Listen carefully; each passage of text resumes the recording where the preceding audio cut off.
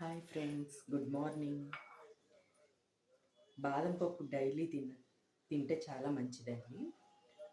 ముందు రోజు నైట్ నీళ్ళల్లో నానబెట్టుకొని తర్వాత రోజు ఇలా పొట్టొల్చుకొని తింటే చాలా మంచిది. ఇందులో కార్బోహైడ్రేట్స్ తక్కువ ఉంటాయి, ప్రోటీన్ ఎక్కువ ఉంటుంది. జుట్టుకు కూడా చాలా హెల్ప్ అవుతుందండి. జుట్టు పెరగడానికి బాగా ఉపయోగపడుతుంది. గుడ్ కొలెస్ట్రాల్ పెరుగుతుంది, బ్యాడ్ కొలెస్ట్రాల్ బయటికి పంపిస్తుంది.